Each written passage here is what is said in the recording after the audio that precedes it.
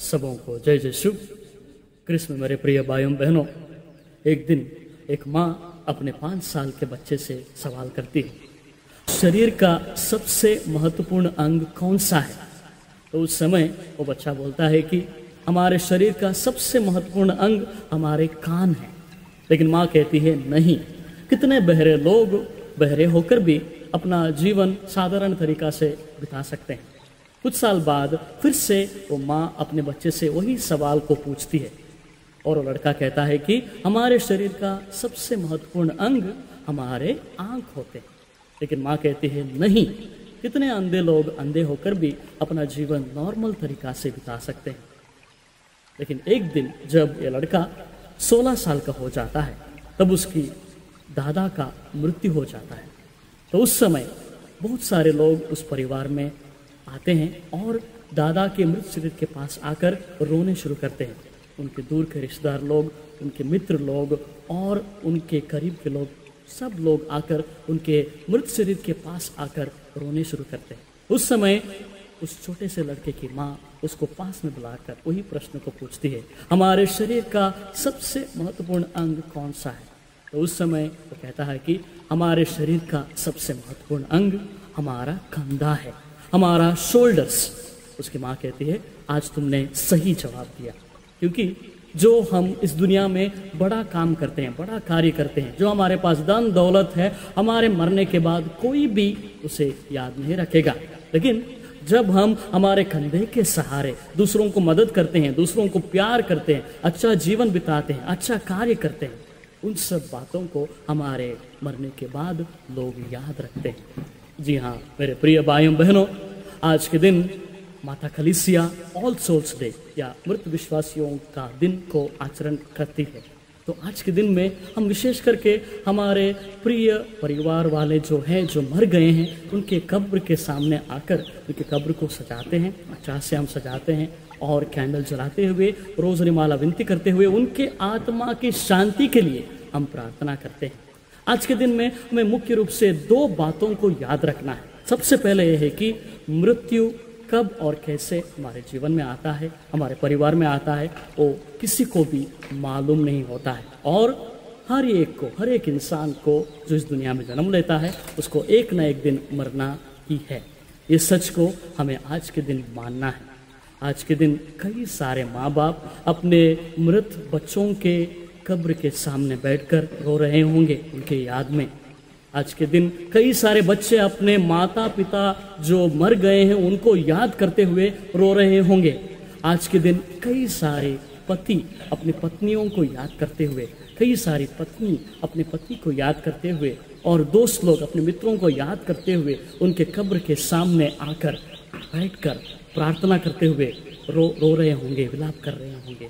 लेकिन आज के दिन हमारा प्रभु यीशु हम सबको जो रो रहे हैं, जो दुख में हैं, जो दर्द में हैं, सबको आश्वासन देते हुए कहते हैं कि संत योहन के सुसमाचार अध्याय 11 पद संख्या 25 में प्रभु यीशु कहते हैं, पुनरुत्थान और जीवन मैं हूँ, जो मुझ में विश्वास करता है वो मरने पर भी जीवित रहेगा।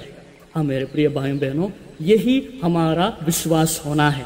जो हमारे प्रिय भाई बहन जो मर गए हैं, वो एक न एक दिन हमारे प्रार्थना के द्वारा प्रभु यीशु के साथ पुनरुत्थान होंगे। दूसरी बात आज के दिन हमें याद रखना है कि हमारे प्रिय लोग जो मर गए हैं, उन सब के आत्मा की शांति के लिए हमारी प्रार्थना की ज़रूरत है। उनकी आत्मा की मुक्ति के लिए हमारी प्रार्थना की ज़रूरत है। हमारे प्रिय लोग जो जब इस संसार में थे, तो शायद जाने अनजाने उन्होंने छोटा मोटा गलती किया होगा, छोटा मोटा पाप किया होगा और इस तरह से पाप में मर गए होंगे। तो इसके कारण आज उनकी आत्माएं शोधक अग्नि में होगा, क्योंकि वहाँ में शोधक अग्नि में उनकी आत्माएं पवित्र बन रहा है। क्योंकि हमें पढ़ने को मिलता है इब्रानियों के ग्रंथ अध्याय 12 पद संख्या 14 में, बिना पवित्रता के कोई भी ईश्वर के पास नहीं जा सकता है। इसलिए शोधक अग्नि में या परगटरी हम बोलते हैं, वहाँ पर जो भी आत्माएं हैं, हमारे परिजनों की आत्माएं जो हैं, वहाँ में उनका पवित्रकरण हो रहा है, उनका शुद्धिकरण हो रहा है। उसके बाद ही वो स्वर्ग राज्य में जा सकते हैं। इसी कारण हमें पढ़ने को मिलता है ज्ञान के ग्रंथ में अध्याय 3 पद संख्या 5 में, थोड़ा कष्ट सहने के बाद उन्हें महान पुरस्कार दिया जाएगा। हाँ, थोड़ा समय के लिए, थोड़ा कष्ट सहने के बाद शोधक अग्नि में जो भी आत्माएं हैं, हमारे प्रार्थना के द्वारा उन्हें महान पुरस्कार, स्वर्ग राज्य का पुरस्कार उन्हें दिया जाएगा। हमें पढ़ने को मिलता है मक्काबियों के दूसरे ग्रंथ में अध्याय 12 पद संख्या 39 से 43 में जूडस मक्काबिस के बारे में। जूडस मक्काबिस यहूदियों का नायक था। तो जब यहूदियों के बीच और शत्रुओं के बीच युद्ध हो जाता है, युद्ध में कई सारी सिपाही मर जाते हैं, और उसके बाद जब ये मरे हुए सिपाहियों का मृत शरीर को जब यहूदी लोग इकट्ठा कर रहे थे, तब उनको उनके शरीर में अन्य देव मूर्तियों के ताबीज को बांधा हुआ उनको मिलता है। उस समय जूडस मक्काबिस अपने साथियों को सबको बुलाकर वो कहता है कि हमारे सिपाही लोग ईश्वर के लिए लड़ रहे थे, अच्छा कार्य वो कर रहे थे, लेकिन चुपके से उन्होंने देव मूर्तियों की पूजा भी किया है, उन्होंने पाप किया है, इसलिए वो पाप में मर गए हैं। इसलिए हमें, हमारा कर्तव्य बनता है, हमें इनके पापों के प्रायश्चित के लिए प्रार्थना करने के लिए, उनके आत्मा की शांति के लिए प्रार्थना करना है। इसलिए वो क्या करता है, सब लोगों को इकट्ठा करते हुए उन सिपाहियों के मृत शरीर के पास सब लोग इकट्ठा होकर वो लोग प्रार्थना करते हैं। इतना ही नहीं, प्रार्थना करने के बाद सबसे वो चंदा इकट्ठा करता है, करीब 2000 रुपया चंदा इकट्ठा कर कर वो जेरूसलम मंदिर में बेचता है, ताकि वहां पर इनके आत्मा की शांति के लिए, वहां पर उनके पापों के प्रायश्चित के लिए वो लोग बलि चढ़ा सकें। ठीक उसी को हम आज के दिन दोहराते हैं। हम हमारे परिजनों की आत्मा की शांति के लिए प्रार्थना करते हैं, और उसके साथ साथ मिस्सा बलिदान में उनके लिए, उनकी आत्मा की शांति के लिए हम बलि चढ़ाते हैं। सन्मती को सुसमाचार अध्याय 18 पद संख्या 19 में प्रभु का वचन कहता है, यदि पृथ्वी पर तुम लोगों में से 2 व्यक्ति एक मत होकर कुछ भी मांगेंगे तो मेरा पिता निश्चय ही उसको देगा। निश्चय ही जो भी हम पृथ्वी पर प्रभु के नाम पर मांगेंगे तो प्रभु हमें उसे प्रदान करेगा। यही हमारा विश्वास है कि आज के दिन विशेष करके हमें हमारे परिजनों की आत्मा की शांति के लिए प्रार्थना करना है, और जब हम उनके लिए प्रार्थना करते हैं, उनको जब मुक्ति मिलती है, जब वे स्वर्गराज में जाते हैं, वो हमारे लिए प्रार्थना करेंगे। इसलिए हमें पढ़ने को मिलता है ज्ञान के ग्रंथ में अध्याय 3 पद संख्या 1 में, धर्मियों की आत्माएं ईश्वर के हाथ में हैं।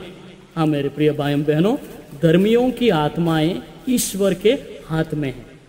हमारा विश्वास यही है कि हमारे परिवार में जो भी मृत विश्वासियों की आत्माएं हैं, वो भी ईश्वर के हाथ में रहें, ताकि शोधक अग्नि में जो भी है, जो जिनके लिए हम प्रार्थना करने के लिए आज के दिन आए हैं, सबके लिए हम प्रार्थना करें, ताकि उनकी आत्मा को शांति मिले और स्वर्ग राज्य में उन्हें प्रवेश मिले। साथ ही साथ हमारे परिवार पर, उनके जरिए हमारे ऊपर और हमारे परिवार पर उनका आशीष मिले। इस विशेष कृपा के लिए आज के इस दिन में हम प्रभु यीशु से प्रार्थना करें। पिता, पुत्र और पवित्र आत्मा के नाम पर आमीन। सबों को जय यीशु।